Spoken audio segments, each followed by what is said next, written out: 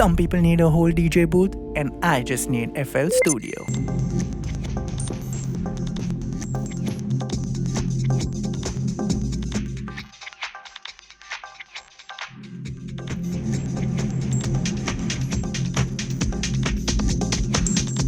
Latency? Not in this economy.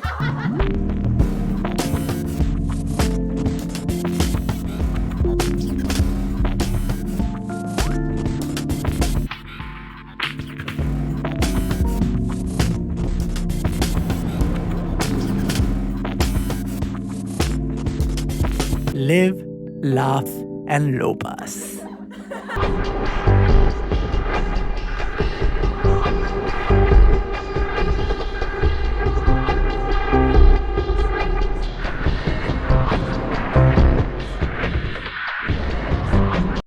I'm sure there are many producers like me who are out there who suffered from DAW displacement disorder. You open up FL Studio's performance mode, panic, and then elope to Ableton Live.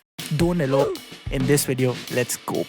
So you can start playing some sets in some exclusive venues, like public spaces, and get some weird looks.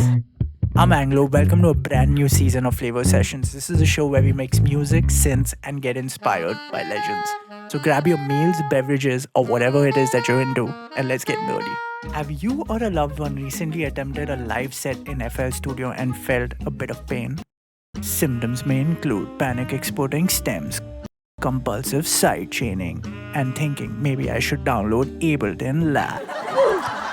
The side effects of not being able to play live sets in FL Studio may include mood swings, gas, and worse, switching to a brand DAW that I won't name for legal reasons.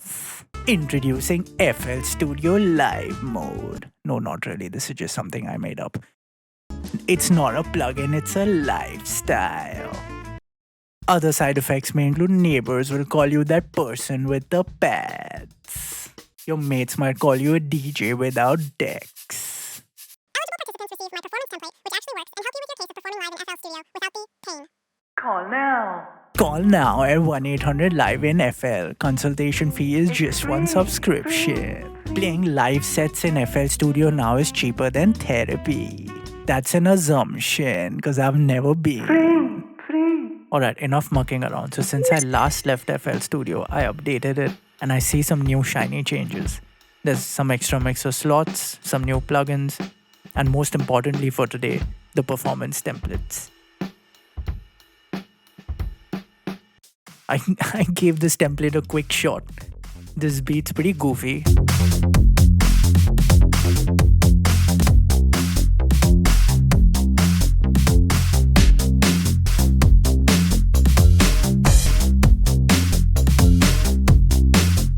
Had a little laugh.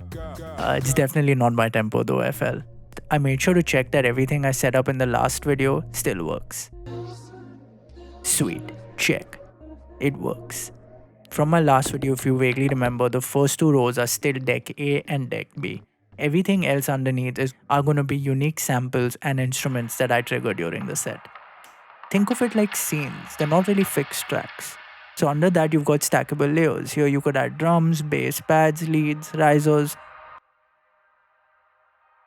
Anyway, so the Akai file launches clips and scenes, and the Nano controller in my setup handles the volumes, filters, and other sends and creative effects that you can cook up. This workflow isn't really DJing two finished songs, it's more about arranging them live, actually composing with clips, if that makes sense. If you want to play a line and you want to map a spare MIDI, you can do that, but today I'm keeping it portable.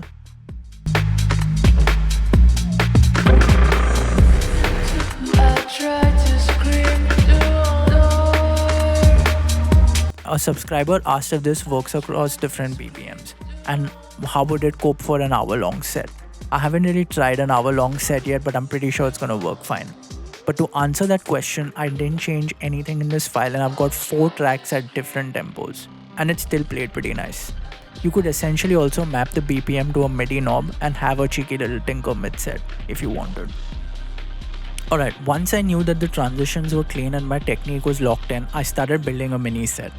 I'll use some hardware synths today, but feel free to swap in anything you like. Drums, guitars, really, whatever suits you. And if you also want to see the full performance mode set from this video, I've released an uncut version alongside this. Alright, cool, melodic techno opener. I sketched some pads, ran them through Neural DSP plugin and added texture using pigments.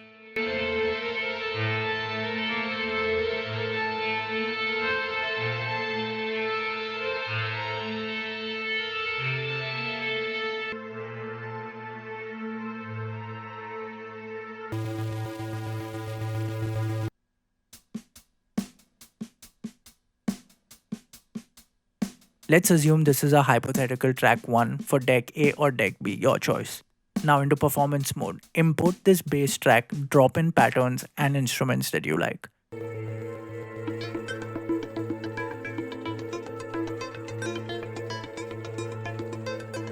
I'm adding a few more synths and kicks and then a bass line and just some extra bits for feel.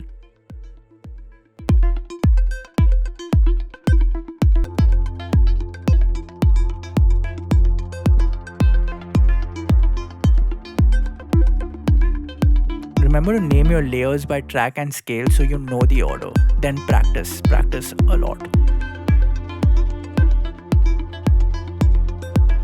Now let's play it all together.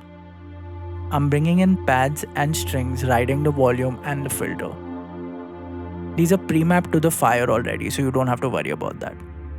A bit of reverb for emotion on the NanoKontrol goes a really long way. And yes, I actually cooked it here. Played the Minilog with the mixer knob down and the filter wide open. Not exactly the smoothest intro. It's fine though, this isn't live, right? Right? Okay, let's pretend that never happened. Now let's ease the synth in slowly. Have a little improv.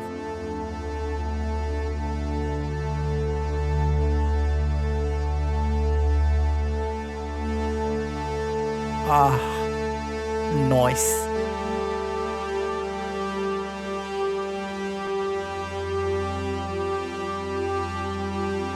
Let's bring the kick in now.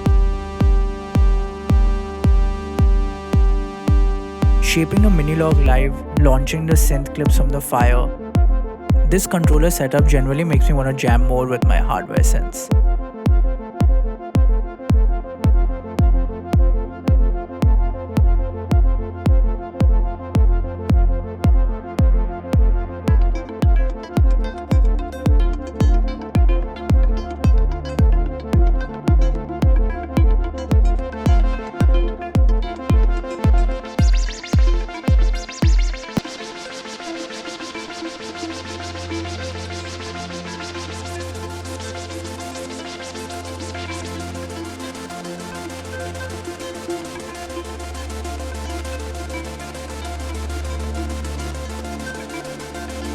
And I'm gonna leave you with this to enjoy this little end improv. I really enjoyed this. I've also got an external guitar pedal on the synth for extra control.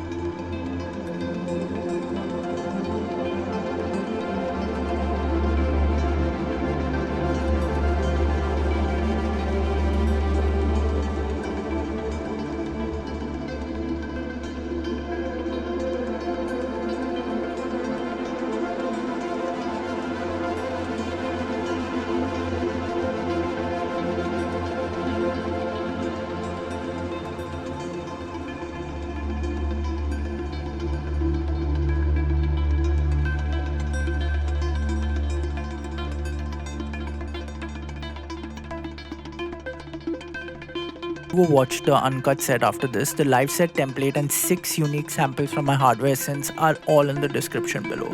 All my free packs have moved from Buy Me a Coffee to Gumroad, just by the way. Until next time, random citizen, thanks for watching, stay safe and stay creative. This was Anglo, peace out.